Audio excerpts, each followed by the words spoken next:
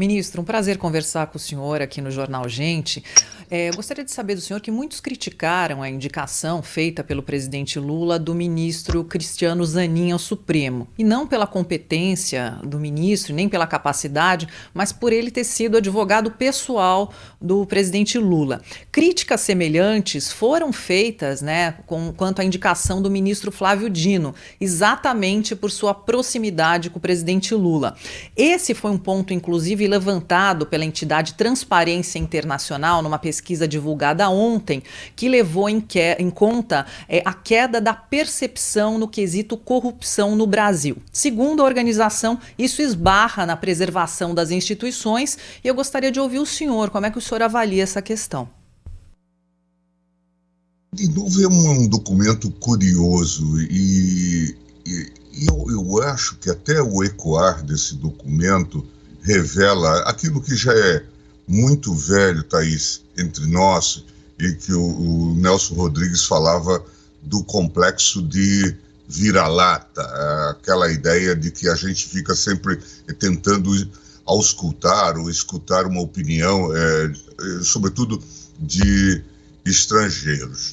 Eu vivo, como vocês sabem, muitas vezes no exterior e sei como são feitas as indicações de pessoas nos vários países, mas a gente não precisa ir tão longe. Vamos buscar aí o nosso vizinho americano e vemos como, por exemplo, Trump procedeu com indicações de pessoas para a Suprema Corte.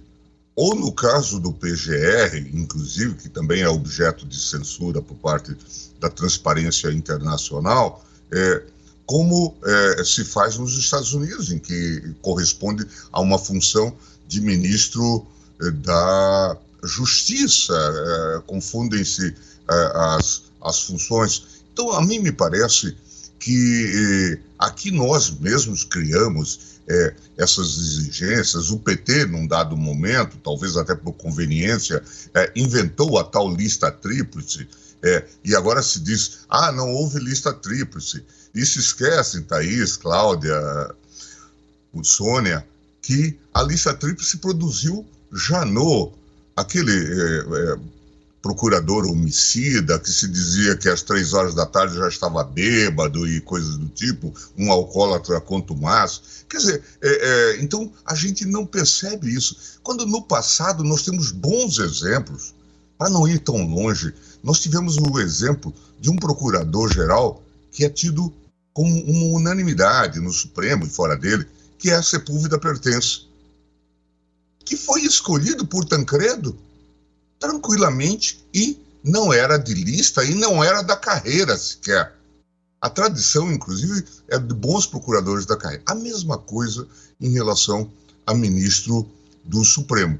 O importante é que preencha os requisitos, porque, ao fim e ao cabo, se trata de uma função vitalícia que vai se exercer no tempo.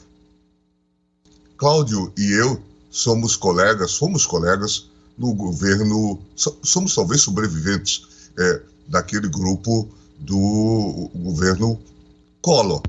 Passamos por lá. Se Collor tivesse tido esse, possivelmente eu, que era um assessor jurídico naquela época, poderia ter sido indicado ministro do Supremo. Não fui naquela época, fui depois.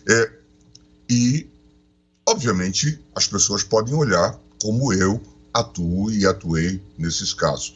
E, em geral, eu me oriento por determinados lineamentos. Entre eles, evitar a criminalização banal, automática da política. Mas agora 2 palavras sobre essa instituição, Transparência Internacional. Até aqui, eles devem explicação. Desde o procurador Aras, que se tem dito que eles tentaram instituir em Brasília uma fundação com o dinheiro da JBS, daquela operação Greenfield, junto com a FGV de Joaquim Falcão, e que eles estavam recebendo dinheiro, que estariam recebendo dinheiro lá de Curitiba. Quer dizer, qual é a isenção dessa instituição para agora lavrar laudos sobre índice de corrupção? E será que a corrupção aumentou no Brasil? Considerando que no governo Bolsonaro, nós tivemos um desmonte de instituições. Piorou agora. E o que é percepção? Nós perguntamos a quem? Ao nosso caseiro, às pessoas da rua, do posto de gasolina? O que é isso? Veja, vamos colocar esses questionamentos, porque eu acho que a mídia está dando ecos a uma instituição e a um documento que ressente de uma série de requisitos de seriedade. Eu acho que essa transparência internacional, que tem como representante esse senhor do nome Bruno Brandão, que aparentemente está respondendo a investigações por conta do seu envolvimento nessa questão da dinheirama da Lava Jato. E ele aparece naquelas conversas da